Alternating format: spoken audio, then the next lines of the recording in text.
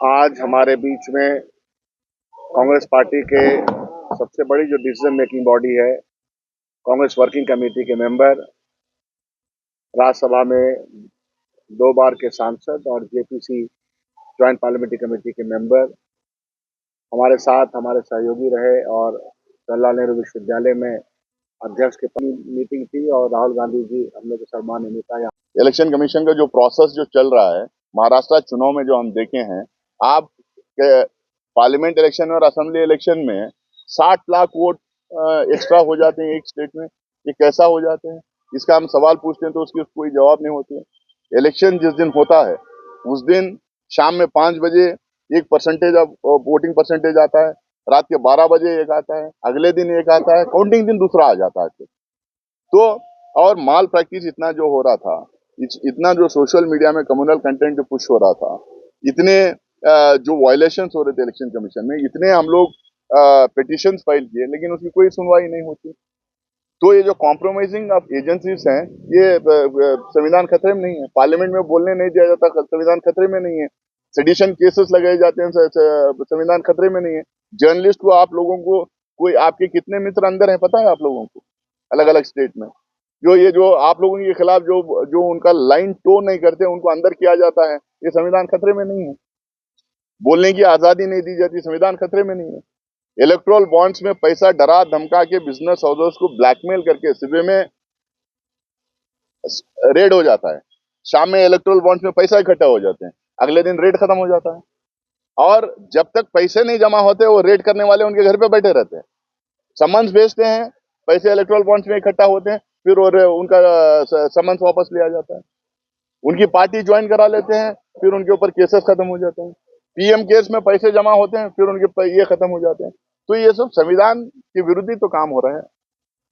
और जो इनके नेता हैं जो लगातार बोल रहे हैं कि रिजर्वेशन खत्म होना चाहिए, फलानी कम्युनिटी के वोटिंग राइट्स खत्म होना चाहिए, सेकेंड ग्रेड सिटीजन करने का ऐलान जो होता है, पूछा जाता है कि भाई आप हिंदुस्तान में कब आए, कौन सी जात कौन सी जमात वाले क्या हैं, ये सब जो हो रहा है संविधान के विरुद्ध ही काम हो रहा है। संविधान को जो है लेटर एंड स्पिरिट को इम्प्लीमेंट करना है।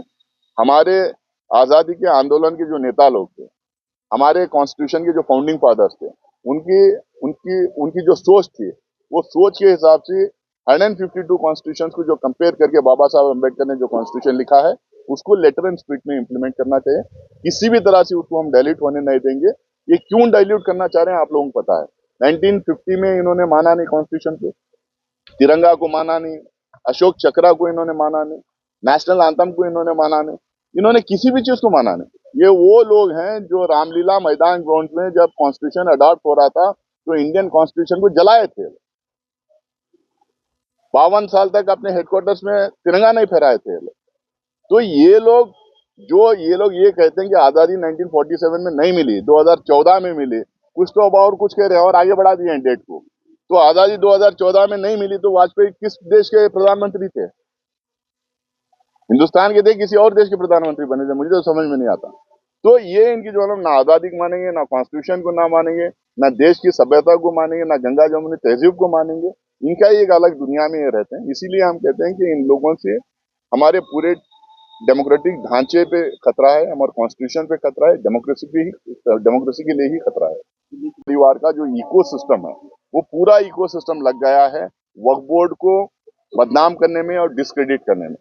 मैं आप लोगों को बताना चाहता हूं कि ये बार बार जो कहते हैं, नरेंद्र मोदी जी भी, उन्होंने भी एक बार कहा है कि ये अनकॉन्स्टिट्यूशनल बॉडी है, कॉन्स्टिट्यूशन के तहत नहीं बनाया गया। मैं इनसे पूछना चाहता हूं, अगर वक्फ बोर्ड अनकॉन्स्टिट्यूशनल है, इतने स्टेट्स में, लगभग सारे स्टेट्स में एंडोमेंट बोर्ड है हिंदू कम्युनिटी के लिए, मुजराई डिपार्टमेंट है हिंदू कम्युनिटी के लिए, अलग अलग स्टेट में रिलीजियस एक्ट है, हिंदू रिलीजियस एक्ट बनाया गया है।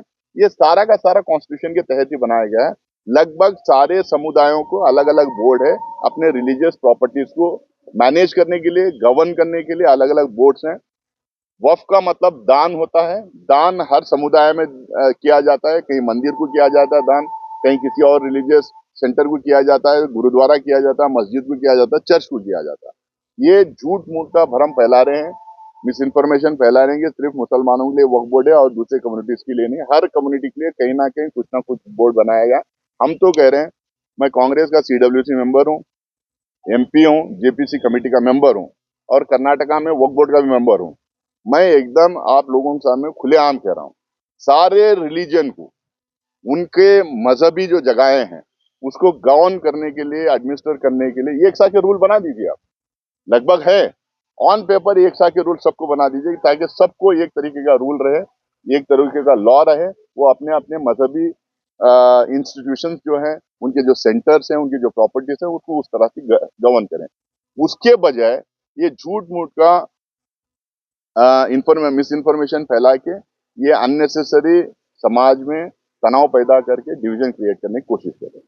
चौथा जो है, इसके तहत ही जो है ये जैसे वक्फ बोर्ड का उन्होंने लाया, इसके साथ साथ अब वो शुरू कर दिए हैं कि हर मंदिर के, हर मस्जिद के नीचे खोदना शुरू कर दिए, ताकि जो है हर गांव में, हर गली में मस्जिदें तो हैं, वहाँ खोदना शुरू करेंगे, सर्वे की अपील कर देंगे, कहीं सर्वे का परमिशन मिल जाएगा तो उसको चलते रहेगा और उस एरिया में इनका वोट बैंक बनते चले जाएगा। हम लोगों ने इंडिया अलायंस की तरफ से और इंडिया कांग्रेस पार्टी का भी एकदम स्पष्ट इसमें स्टैंड है कि 1991 प्लेसेस ऑफ वर्शिप एक्ट जो है वो एकदम पूरा लेटर एंड स्पिरिट में उसको इम्प्लीमेंट करना चाहिए, ताकि ये दंगे फसाद ना हो। 1947 के पहले जो हुआ हुआ, जो नहीं हुआ जो नहीं हुआ। 1947 में जो मंदिर है वो मंदिर बन के रहेगी, जो मस्जिद है वो मस्जिद बन के रहेगी, जो चर्च है चर्च बन के रहेगी, जो गुरुद्वारा है गुरुद्वारा बन के रहेगी, एकदम स्टेटस को रहेगा। हिंदुस्तान में बहुत जमीन है, जो जहां मस्जिद बनाना चाहते हैं जमीन खरीद के मस्जिद बनाए, जहां मंदिर बनाना चाहते हैं जमीन खरीद के मंदिर बनाए जाए। सारे हिंदुस्तानियों को एक तरीके का लॉ है, लैंड रूल्स हर स्टेट में एक तरीके के हैं, रेवेन्यू रूल्स हर कम्युनिटी के लिए एक है, प्रॉपर्टी रजिस्ट्रेशन के हर कम्युनिटी के लिए एक ही रूल है। उस रूल्स के तहत, उस लॉ के तहत जमीन खरीदे हर आदमी अपने अपने मजहब के इदारे वो बना सकते हैं। ये इस पे कांग्रेस का एकदम स्पष्ट स्टैंड इसके ऊपर है। मैं बिहार में फिर से एक बार सरकार से मैं अपील करूंगा कि इस अमेंडमेंट जो आया है, ये अमेंडमेंट, राजनीति होते रहेगी, सरकारें आते रहेंगे, सरकारें जाते रहेंगे, लेकिन ये अमेंडमेंट हो गया तो परमानेंट तरीके से हर मोहल्ले में, हर गली में, हर गांव में जो है तनाव पैदा करने का, डिवीजन पैदा करने का, दंगे फसाद पैदा करने के लिए ये अमेंडमेंट उसको रास्ता खोल देता चाहिए। हमारे गंगा जमुनी तहजीब को हम लोग को बरकरार रखना चाहिए, वो यूनिटी बरकरार रखना चाहिए, उसी में हमारी भलाई है, उसी में देश की तरक्की है।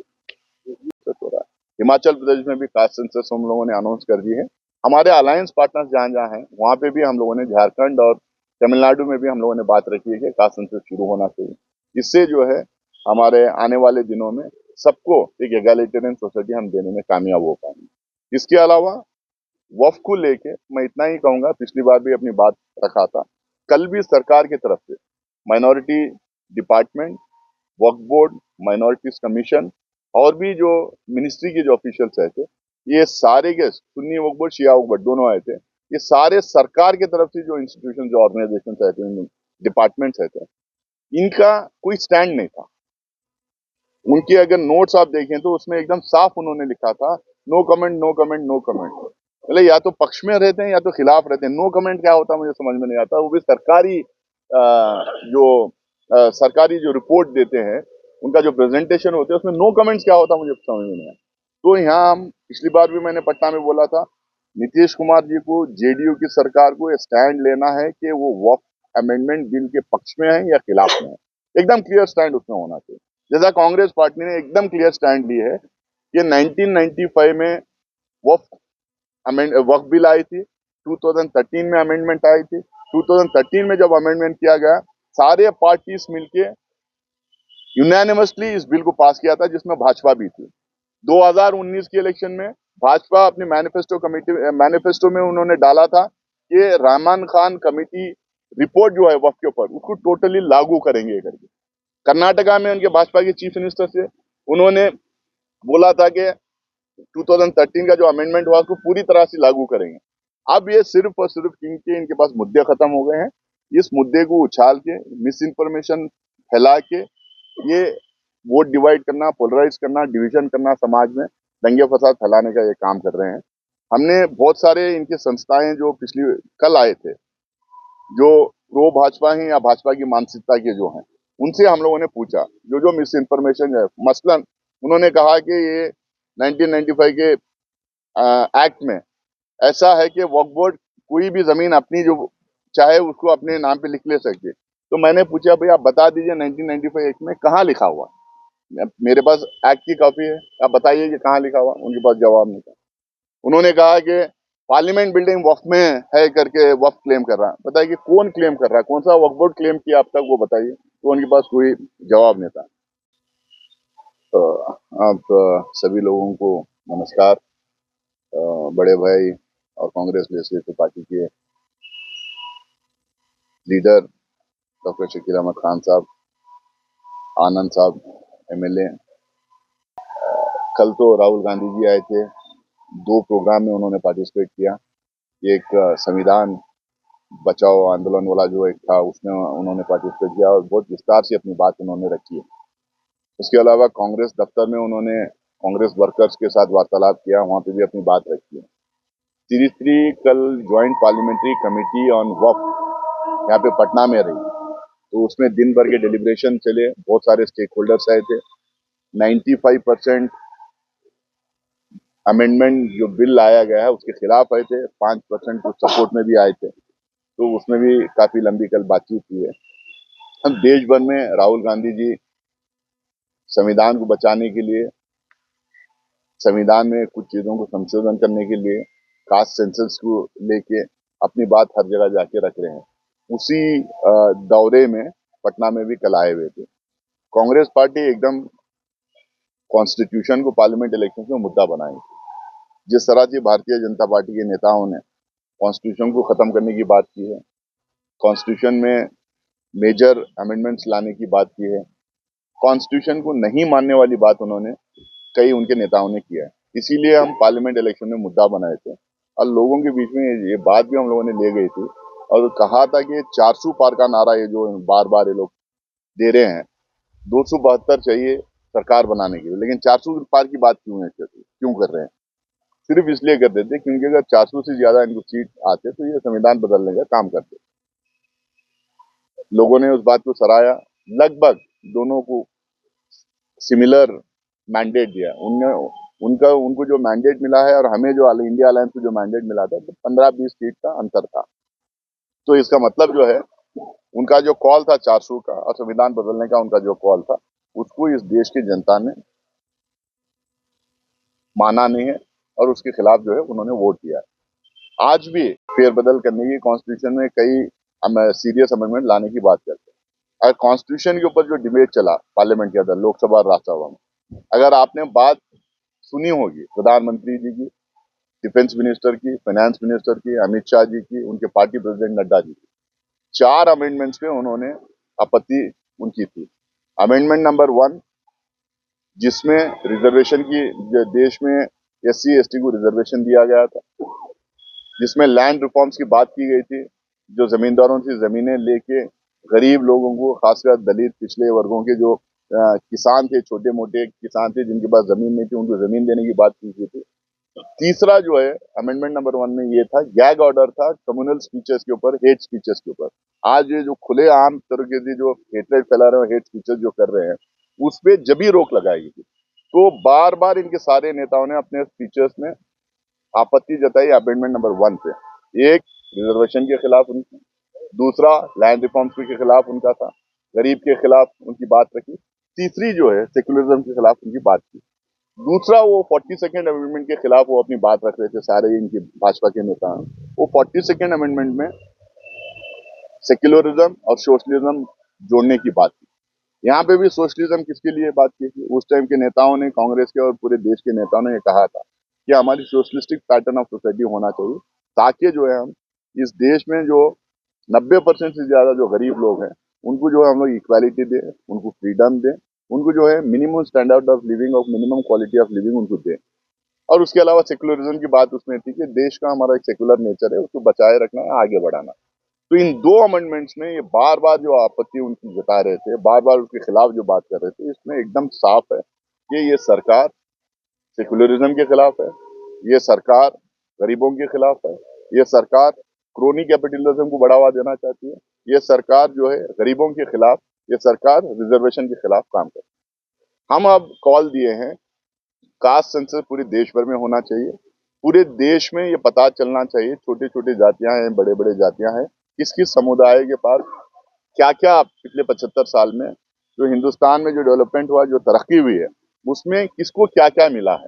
किसको जमीन मिली है, किसके घर में नौकरियां आए हैं, किसके घर में तरक्की आई है, किसके घर में लोग डिग्रियां, double degree, graduation, post graduation या पीएचडी किए हैं, किसके घर में बिल्कुल इल्म नहीं है। ये तमाम चीजों को हम इसलिए पता करना चाह रहे हैं ताकि हमारा वेलफेयर स्टेट है, हमारा डेमोक्रेसी है, हमारी वेलफेयर डेमोक्रेसी है। हम चाहते हैं कि यहाँ पे हर नागरिक जो इस देश में पैदा हुए उसको कुछ ना कुछ स्टेट के द्वारा उनको मिले। तो इसीलिए अगर वो हम टारगेटेड वेलफेयरिज्म अगर हम करना चाह रहे हैं, टारगेटेड स्कीम्स हम करना चाह रहे हैं, तो उसमें जरूरी है कि हम पता करें कि किस किस समुदाय को क्या क्या मिला, किस समुदाय इस 75 साल में और पिछड़े बने हैं या और पीछे रह गए हैं। तो इसके लिए कास्ट सेंसस की हर जगह हम मांग कर रहे हैं। हमारे संकाल जो था उसको याद दिला रहे हैं, उसके दम पे हम लोग वोट मांग रहे हैं। किसी ने एक दिन डिबेट में मुझे बीजेपी वाले दावा कर रहे थे वो जीतेंगे। मैं बोला कि आप जीत भी सकते हैं, महाराष्ट्र के जैसा आपके वोटिंग परसेंटेज अगर बदल देंगे तो जीत सकते हैं। आपके अगर पार्लियामेंट इलेक्शन से अब अगर वहाँ 40-50 लाख वोट बढ़ गए होंगे तो जीत सकते हैं आप। इस तरीके के मैनिपुलेशन से तो भाजपा जीत सकती है, लेकिन हमारा तमसोमा ज्योतिर्गमय गुरुकुल शिक्षा मंदिर संस्थान के साथ बनाए अपना भविष्य। रेगुलर और प्रोफेशनल कोर्सेज, सेकेंडरी और senior secondary courses, law, teachers training courses, pharmacy and nursing के साथ पैरामेडिकल में डायरेक्ट एडमिशन पाए। वेबसाइट विजिट करें या दिए गए नंबर पर कॉल करें। हमारा पता है गुरुकुल शिक्षा मंदिर संस्थान, कल्याण चौक, DS कॉलेज रोड, कटिहार।